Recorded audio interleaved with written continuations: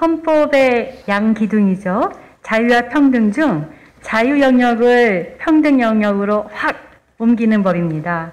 저는 헌법 개정 의지의 발동이다, 그렇게 볼 정도로 아주 급진적이고 혁명적이라고 생각해요.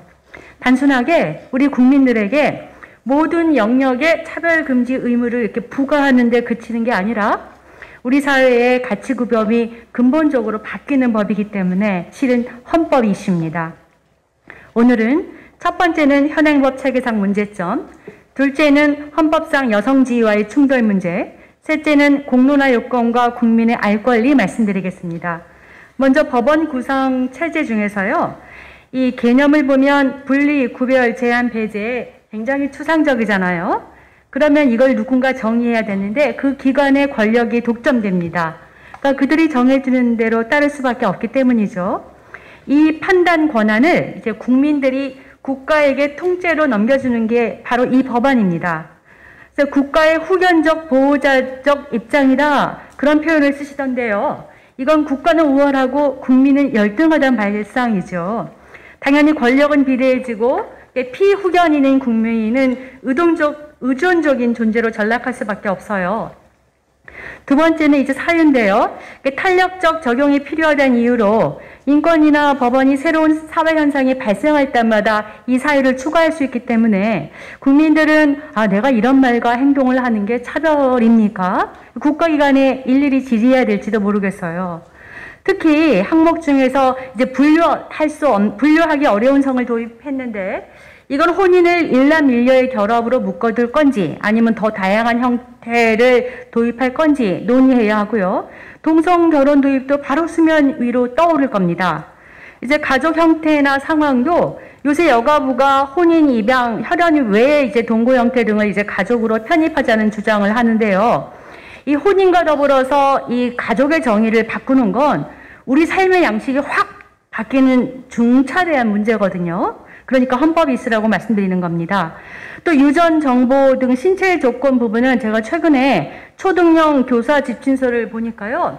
필요한 유전자들을 결합시키는 세부모 가족, 그러니까 세 사람으로부터 유전자를 받는 거죠. 그것을 다양성 예시로 들고 있더라고요. 이 부분은 생명윤리와도 맞물려 있어서 조심스럽게 접근할 문제입니다. 사실 종교, 사상 또는 정치적 의견은 혹여나 이단 종파, 주체 사상의 비판도 차별로 볼 건 좀 난제가 있습니다. 정치나 사상의 토대인 이 종교적, 도덕적 논의가 이거 내 차별이면 어떡하지? 그런 은연중에 압박감을 준다면 사실 입마개 뺨이 될 우려가 적지 않죠. 국가의 사상 통제 수단으로 쓰일 우려도 우린 불식할 수는 없어요. 그 성적 지향도 동성애 등 이렇게 행위에 대한 문제 제기를 마치 행위자에 대한 비난으로 치부하는 것도 문제입니다. 그 박종훈 변호사께서 동성애가 신앙적으로는 죄라고 선포하면서도 그분들을 껴안고 사랑으로 녹여내기를 소망한다 하셨던데 이렇게 행위와 행위자를 구분하는 이 발언에 저도 전적으로 동의합니다. 그러니까 학력은 예컨대 대졸자 공채를 없애라는 말인지 명확치 않고요. 해외 입법례도 드문 고용 형태는 법의 취지나 이상과 달리 결과적으로 오히려 취업 대란이 일어나게 하진 않을까 이제 걱정이 앞섭니다.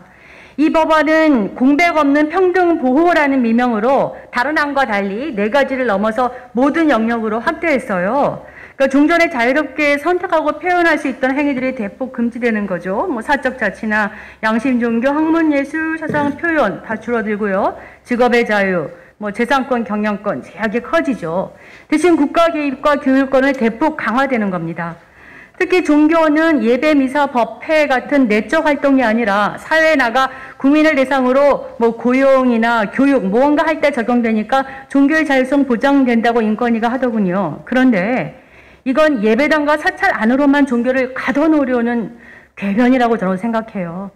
그리고 교육 영역은 국가나 지자체에 차별 시정과 평등 문화 확산 의무까지 부과하고 있는데요.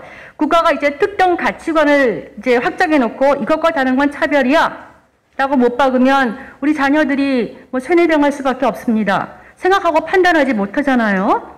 또 제3의 성을 도입하면 당연히 기존 성교육과 충돌을 피할 수 없어요. 실제로 해외에서 그 10대 성전환 희망자들이 폭증하고 성전환 반대를 이유로 양육권이 문제되는 경우가 있습니다. 이제 차별구제, 소송지원, 시정명령 등을 도입했는데요. 특히 손해액 추정과 징벌적 배상이 좀 문제예요. 의도적으로 진정을 해버리면 기존 제도보다 강력한 구제 수단을 주기 때문에 가해자로 지목되는 사람은 반드시 불이익 받습니다. 예컨대 N번방 같은 성폭력 피해자들은 검찰이 범죄 사실 일일이 입증해야 하는데 성희롱 같은 차별 피해자들은 입증 책임을 이제 대폭 경감해서 오히려 상대방이 정당한 사유를 입증해야 되거든요. 강간 피해자보다 그러니까 성희롱 피해자가 훨씬 더 강력하게 보호받는 게 아이러니하죠. 이게 오히려 성평등권 침해죠. 그리고 특정 신념이 확고한 사람들에겐 전재산 몰수법일 수도 있어요. 혹여 소송 사태를 당하면 내 신념을 포기하지 않는 한 신용불량자가 될 수밖에 없죠. 그러니까 인권위는 이 징벌배상이 처벌이 아니라 억제의 주안점이 있다 이렇게 합니다. 한마디로 하지 말라 이거죠. 그러나 우리는 자유가 아니면 죽음을 달라라는 그 유명한 연설을 알고 있잖아요. 종교적 신념이나 사상을 통제하는 건 인류가 목숨을 걸고 저항해 왔죠. 다음 이제 여성 입장을 좀 보겠습니다. 헌법은 이제 양성평등 기초로 한 혼인과 가족생활, 근로 영역의 여성 차별 금지, 여성 복지, 권익 향상, 국가 노력 의무 다 명시하고 있잖아요. 근데 제3의 성 도입은 이 헌법상 여성 권리와 충돌할 수 있습니다. 이제 이 법안을 제정해서 남녀 이분법적 구분을 없애자는 의견이잖아요. 이 취지가. 근데 우리 헌법과 민법은 양성, 부부, 남편과 아내, 부모 이렇게 성구별적 용어를 사용합니다. 근데 이걸 모두 바꾸라는 말이죠. 그런데요, 이렇게 남녀 구별 없애기, 그러니까 성차 지우기는 모성적 속성의 평가자라다, 여성성의 새로운 비하다, 여성 인권의 본질을 흐리는 물타기다 이런 비판들이 많아요. 그러니까 사람을 성적으로 불특정한 주체다 이렇게 정의를 계속하면 기존의 이 남녀 차이로 존재하던 불평등이 다시 되풀이될 거란 거죠. 사실 동성애자 상호간도 그 남녀 성역할 일종의 고정관념이 있다고 들었는데요. 이들이 성역할에 근거한 상호차별은 어떡할 겁니까? 성역할에 관한 고정관념에 기초한 차별은 허용되지 않는다는 게 우리 헌법재판소 입장입니다. 또 다른 예를 들자면 남성 전환제, 여성 스포츠 경기 출전, 화장실 목욕탕 사용 문제, 최근에 실제로 미국 LA 그 여성 목욕탕 입장 남성으로 세간에 좀 충격을 주기도 했잖아요. 그리고 또 이제 여성 비례대표, 여성 사회이사 할당 등도 다시 조정이 돼야 되겠죠. 오히려 공무원, 공기업과 이사회, 성소수자 할당제 등이 논의가 되던데요. 사실 여성 남성은 확 이제 바꾸기 객관적 표시가 좀 있는데 내가 일부러 성소수자라고 거짓말을 해서 혜택을 받으려는 오용 사례가 속출하지 않겠습니까? 그렇다면 이 법안이 본의 아니게 제3의 성을 권장하는 효과가 발생시킬 수도 있다는 거죠. 마지막으로 오늘 같은 토론에도 저는 조문 검토만으로는 턱없이 부족하다고 생각합니다. 이 법안대로 하려면 각종 법 다 바꿔야 되고 정부나 민간 조직과 교육과정 재편해야 되고 비용이 어마어마할 거예요. 앞으로 모든 평등법 토론에는 이 정부와 민간이 부담해야 할 사회적 비용을 산출하고 과연 재정이 이런 변화를 감당할 수 있는지 공신력 있는 보고서를 반드시 제출해야 한다고 생각합니다. 이걸 수반하지 않는 논의는 반쪽짜리 토론회에 불과하죠. 국민들에게 법의 필요성, 실효성, 부작용, 입법 여파, 사회적 비용 하여튼 모든 쟁점에 대해서 알 권리를 보장해서 적극적인 찬반 토론을 하는 게 더 나은 미래를 선택하는 거죠. 그동안은 아주 공허하고 추상적인 차별 논쟁만 벌였죠.